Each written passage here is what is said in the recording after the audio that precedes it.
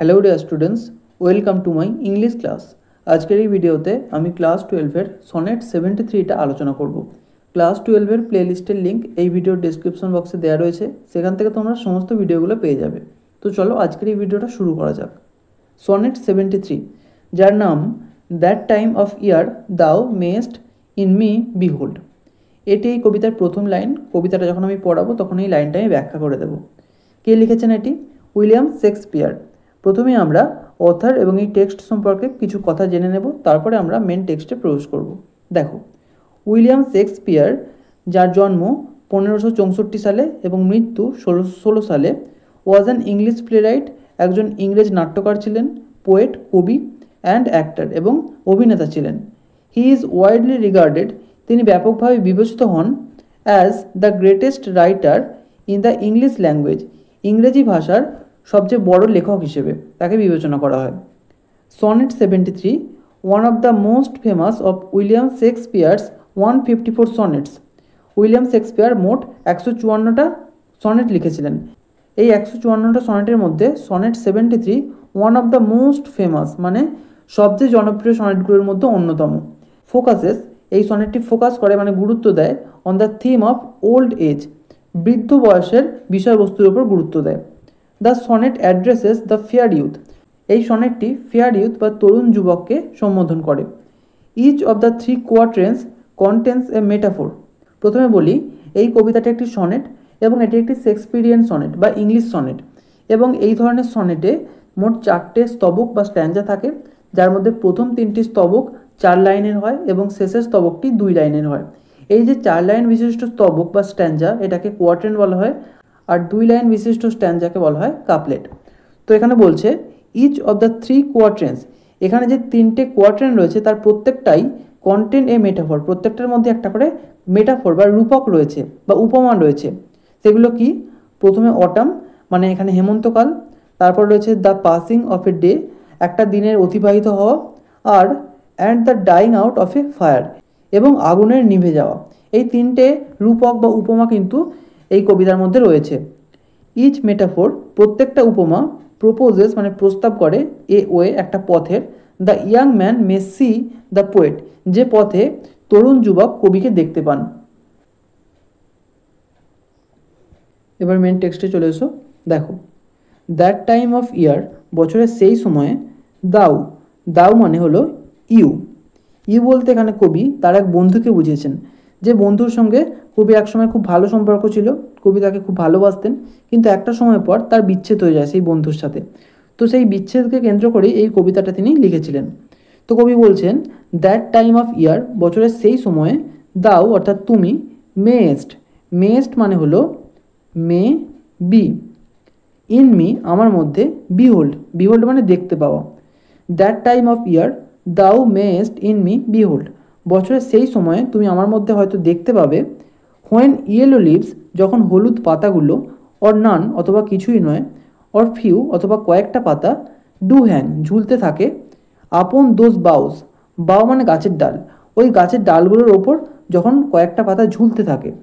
Which sec, which মানে এখানে গাছের ডালগুলোর কথা বলা হয়েছে, যে গাছের ডালগুলো সেক মানে কাঁপে, এগেনস্ট দ্য কোল্ড ঠান্ডায়। অর্থাৎ এখানে কবি হেমন্তকালের কথা বলতে চাইছেন। হেমন্তকাল অর্থাৎ অটাম, অটাম মানে এখানে হেমন্তকাল হবে।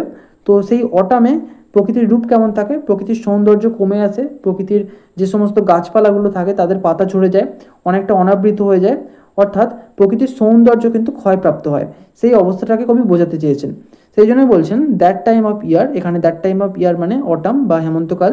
তো সেই সময়ে যখন গাছের হলুদ পাতাগুলো ঝরে যায়, অথবা কয়েকটা পাতা হয়তো সেই গাছের ডালে লেগে থাকে বা গাছের ডালে ঝুলতে থাকে, এবং গাছের ডালগুলো শীতের শীতলতায় বা ঠান্ডায় কাঁপতে থাকে, সেই সময় তুমি আমার মধ্যে দেখতে পাবে। অর্থাৎ কবির বন্ধু কবির মধ্যে দেখতে পাবেন। কি দেখতে পাবেন? গাছের ঠিক যেমন চেহারা হয় হেমন্তকালে, ঠিক সেই জিনিসটা কবির মধ্যেও কিন্তু কবির বন্ধু দেখতে পাবেন। কেমন চেহারা হয় গাছের এই সময়? বেয়ার মানে অনাবৃত হয়ে যায়, রুইন্ড ধ্বংসপ্রাপ্ত, আর কোয়ার্স, কোয়ার মানে হলো গির্জার এক বিশেষ স্থান যেখানে পুরোহিতরা বসেন। ঠিক যেমন আচ্ছাদনহীন ধ্বংসপ্রাপ্ত গির্জার ওই স্থান, গাছগুলোকেও কিন্তু সেই রকম দেখতে লাগে। Where let the sweet birds sang, যে গাছগুলোর কাছে একটা সময় সুইট বার্ডস বা মিষ্টি পাখিরা স্যাং এসে গান গাইতো, এখন কিন্তু গান গায় না। এখানে দেখো পাস্ট টেন্স ব্যবহার করা হয়েছে, যে জায়গাতে এসে মিষ্টি পাখিরা গান গাইতো কিন্তু এখন আর গান গায় না। তো সেই রকম ধ্বংসপ্রাপ্ত এবং আচ্ছাদনহীন একটা গাছের যে রূপ, সেই রূপে কিন্তু কবির বন্ধু কবিকেও দেখতে পাবেন। এই স্ট্যান্ডায় কবি অটামের রূপের সাথে নিজেকে তুলনা করেছেন, অর্থাৎ কবির যৌবন যেন শেষ হয়ে আসছে, কবিরও যেন সৌন্দর্য ক্ষয়প্রাপ্ত হচ্ছে। হেমন্তকালে যেমন প্রকৃতির সৌন্দর্য ক্ষয়প্রাপ্ত হয়, তেমনি কবির রূপও কিন্তু ক্ষয়প্রাপ্ত হচ্ছে, কবির যৌবন যেন আস্তে আস্তে শেষ হয়ে যাচ্ছে, সেই বিষয়টাই কিন্তু তিনি এখানে তুলে ধরেছেন। এরপর বলছেন, ইন মি আমার মধ্যে, দাও অর্থাৎ তুমি, সিস্ট মানে দেখতে পাবে, দ্য টয়লাইট, টয়লাইট মানে গোধূলি, কিন্তু এখানে গোধূলি বলতে গোধূলির আভাটার কথা বলা হয়েছে। অর্থাৎ গোধূলি মানে কি, বিকেলের শেষ এবং সন্ধ্যার আগের মুহূর্তটা, যেই সময় সূর্য অস্ত যায় এবং একটা আভা তৈরি হয়, সেই আভাটার কথা এখানে বলা হয়েছে। আমার মধ্যে তুমি দেখতে পাবে the twilight of such day, একটা দিনের যে গোধূলির আভা, সেই আভাটা আমার মধ্যে তুমি দেখতে পাবে। অ্যাজ আফটার সানসেট, যেমনটা সূর্যাস্তের পরে দেখা যায়। ফেডেথ মানে বিবর্ণ হয়ে যায়, ইন দ্য ওয়েস্ট পশ্চিম আকাশে। সূর্যাস্তের পরে কি হয়, সূর্যের যে আভাটা সেটা আস্তে আস্তে পশ্চিম আকাশে বিলীন হয়ে যায়, বিবর্ণ হয়ে যায়। সেইভাবে আমার যৌবনের দিনটাও যেন আস্তে আস্তে বিবর্ণ হয়ে যাচ্ছে, আস্তে আস্তে মিলিয়ে যাচ্ছে। হুইচ যেটা, বাই অ্যান্ড বাই মানে শীঘ্রই, ব্ল্যাক নাইট মানে অন্ধকার রাত্রি, ডথ টেক অ্যাওয়ে, এই ডথ মানে হলো ডাজ। তো বলছে সূর্যের অস্ত যাওয়ার সময় যে আভাটা তৈরি হয়, সেই আভাটা যেমন অন্ধকার রাত্রি ধীরে ধীরে সেটাকে গ্রাস করে নেয়, দিনের শেষ হয়ে যায় এবং রাত্রির সূত্রপাত হয়, ঠিক তেমনভাবেই কবির জীবনটাও যেন শেষ হয়ে আসছে, কবির যৌবনটাও শেষ হয়ে আসছে এবং তাকে যেন গ্রাস করে নিচ্ছে। কে গ্রাস করে নিচ্ছে, ডেথ বা মৃত্যু। তারপরেই দেখো বলেছে, ডেথ সেকেন্ড সেলফ, মৃত্যুর দ্বিতীয় রূপ। মৃত্যুর দ্বিতীয় রূপ বলতে এখানে ঘুমকে বোঝানো হয়েছে। দ্যাট সিলস আপ, যেটা বন্ধ করে দেয়, অল সমস্ত কিছুকে, ইন রেস্ট বিশ্রামে পাঠিয়ে দিয়ে। অর্থাৎ এখানে যে ঘুমের কথা বলা হচ্ছে সেটা কিন্তু কোনো সাধারণ ঘুম নয়, এখানে চিরনিদ্রার কথা বলা হচ্ছে, অর্থাৎ মৃত্যুর কথা বলা হচ্ছে, যেটা কবির সমস্ত কিছুকে সিল আপ করে দেয়, অর্থাৎ সমস্ত কিছুকে বন্ধ করে দেয়। মৃত্যু মানে কি, সমস্ত কিছু বন্ধ হয়ে যাবে, ইন রেস্ট এবং তাকে একদম চিরনিদ্রায় পাঠিয়ে দেয়।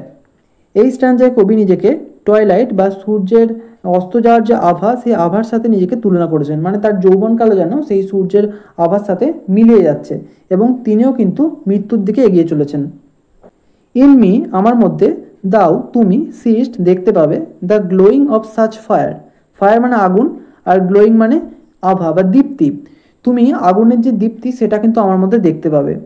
দ্যাট যেটা, অন দ্য অ্যাসেস ছাইয়ের ওপর, অফ হিস ইউথ তার যৌবনের, ডথ লাই নিহিত থাকে।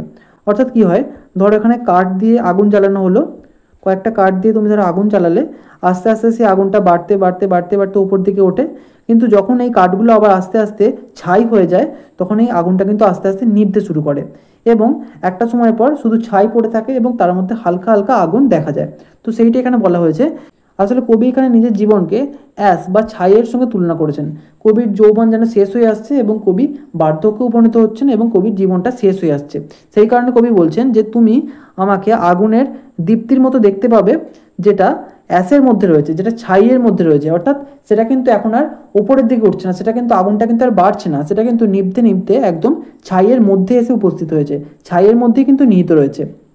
অ্যাজ দ্য ডেথ বেড, একদম মৃত্যু শয্যার মতো, অর্থাৎ কবির মনে হচ্ছে কবি যেন একদম মৃত্যু শয্যায় এসে উপনীত হয়েছেন। হোয়ার অন যেখানে, ইট মাস্ট এক্সপায়ার এটা অবশ্যই শেষ হবে। মৃত্যু শয্যায় মানে কি, আমরা জানি মৃত্যু অবশ্যম্ভাবী, মৃত্যু তো হবেই, কিন্তু যেহেতু কবি একেবারে ডেথ বেড বা মৃত্যু শয্যায় এসে উপস্থিত হয়েছেন, তো এটা অবশ্যই কিন্তু শেষ হবেই, অর্থাৎ কবির জীবনটা শেষ হবেই, সেটাই তিনি বলছেন। Consumed with that which is was nourished by, একটা দারুণ লাইন দেখো এখানে বলেছে। কনজিউম মানে হচ্ছে ভক্ষণ করা, আর নারিশ মানে প্রতিপালন করা, দুটো বিপরীতধর্মী শব্দ এখানে ব্যবহার কেন করা হয়েছে। এই যে আমি এখানে উদাহরণটা দিলাম, এই যে কাঠ, দেখো যখন নতুন কাঠ দিয়ে আগুন চালানো হয় তখন আগুনটা আস্তে আস্তে বাড়তে শুরু করে, আস্তে আস্তে বড় হয় আগুনটা, কিন্তু যখন দেখো এই কাঠগুলো আস্তে আস্তে ছাইয়ে পরিণত হয়, তখন কি হয়, এই বাড়ন্ত আগুনটাই আস্তে আস্তে কম হতে হতে নিভতে নিভতে একেবারে কিন্তু নিভে যায়। অর্থাৎ যে কাঠগুলো একটা সময় এই আগুনটাকে নারিশ করেছিল, প্রতিপালন করেছিল, আস্তে আস্তে বড় করেছিল, সেই কাঠগুলোই কিন্তু আবার এই আগুনটাকে নিভিয়ে ফেলছে, একেবারে শেষ করে দিচ্ছে। তো সেই জন্যই বলছে কনজিউমড উইথ দ্যাট, ভক্ষণ করা হয় সেটার দ্বারা, which it was nourished by, যেটার দ্বারা এটা প্রতিপালিত হয়েছিল, যেটা এটাকে বড় করেছিল, লালন পালন করেছিল, সেটাই কিন্তু এটাকে আবার ভক্ষণ করে ফেললো। লাস্ট স্ট্যান্জা, দিস এটা, অর্থাৎ এই উপলব্ধিটা যেটা কবি এই কবিতার মধ্যে উপস্থাপন করেছেন তার বন্ধুকে উদ্দেশ্য করে, যে তার জীবন আস্তে আস্তে শেষ হয়ে আসছে, তার জীবনের যৌবন শেষ হয়ে আসছে, তার সৌন্দর্য চলে যাচ্ছে এবং তিনি মৃত্যুর কোলে ঢলে পড়ছেন। এই যে উপলব্ধিটা, দাও পারসিভড, যখন তুমি বুঝতে পারবে, এই সত্যটা যখন তুমি উপলব্ধি করবে, কবির মনে হচ্ছে যে এই কবিতাটা পড়ার পর তার বন্ধু যখন এই বিষয়টা উপলব্ধি করবে, হুইচ মেক্স দাই, এখানে দাই মানে ইয়োর, অর্থাৎ তোমার, হুইচ মেক্স দাই লাভ মোর স্ট্রং, যেটা তোমার ভালোবাসাকে আমার প্রতি আরোই কিন্তু শক্তিশালী করে তুলবে। অর্থাৎ একটা সময় তো কবির বন্ধু কবিকে ভালোবাসতেন, কিন্তু কোনো এক কারণে তাদের বিচ্ছেদ হয়ে গিয়েছিল। তো তার জন্য কবি কবিতাটা লিখেছেন, যাতে এই কবিতাটা পড়ার পর কবির বন্ধুর যখন এই উপলব্ধিটা হবে, তখন হুইচ মেক্স দাই লাভ মোর স্ট্রং, যে উপলব্ধিটা কবির প্রতি কবির বন্ধুর ভালোবাসাকে আরও শক্তিশালী করে তুলবে, টু লাভ দ্যাট ওয়েল, আগের মতোই গভীরভাবে ভালোবাসার জন্য। হুইচ দাও মাস্ট লিভ ইর লং, এই যে ইর মানে হচ্ছে বিফোর, বিফোর লং মানে কি দীর্ঘক্ষণ হওয়ার আগেই, অর্থাৎ শীঘ্রই, যে তোমাকে খুব শীঘ্রই ছেড়ে যাবে। অর্থাৎ কবির তো জীবন শেষ হয়ে আসছে, কবি এবার মৃত্যুর কোলে ঢলে পড়ছেন। সেই কারণে কবি যেহেতু এই কবিতাটা লিখেছেন তার বন্ধুর সঙ্গে সমস্ত মনোমালিন্য কাটিয়ে, যাতে তাদের বিচ্ছেদ থেকে আবার তাদের মধ্যে ভালোবাসা জন্মায়, তো সেই কারণে কবি এইটা লিখেছেন। তো সেই জন্যই কবি বলছেন যে এই বিষয়টা যেটা তিনি কবিতায় উপস্থাপন করেছেন, সেটা যখন তার বন্ধু উপলব্ধি করতে পারবে, সেটা কি করবে, সেটা কবির প্রতি কবির বন্ধুর ভালোবাসাকে আরও স্ট্রং করে দেবে, আরও শক্তিশালী করে দেবে, টু লাভ দ্যাট ওয়েল, আগের মতোই আবার গভীরভাবে ভালোবাসতে। হুইচ দাও মাস্ট লিভ ইর লং, যাকে শীঘ্রই ছেড়ে যেতে হবে। অর্থাৎ কবি তো শেষ মুহূর্তে এসে উপনীত হয়েছেন, কবি শীঘ্রই মৃত্যু করে ঢলে পড়বেন, তাই শীঘ্রই কিন্তু তাদের মধ্যে আবারও বিচ্ছেদ হবে। এই কবিতার মাধ্যমে আসলে কবি এটাই ফুটিয়ে তুলতে চেয়েছেন যে বাহ্যিক সৌন্দর্য কিন্তু ক্ষণস্থায়ী, সেটা কিন্তু কখনোই চিরকাল থাকে না এবং সেটা ধীরে ধীরে শেষ হয়ে আসে। তো এখানেই কবিতাটা শেষ করছি। ভিডিওটা যদি ভালো লেগে থাকে একটা লাইক করো, আর অবশ্যই চ্যানেলটিকে সাবস্ক্রাইব করে বেল আইকনটিকে অল করে রেখো, যাতে আমাদের আগামী সমস্ত ভিডিওর নোটিফিকেশানগুলো তোমরা পেতে পারো। Thank you.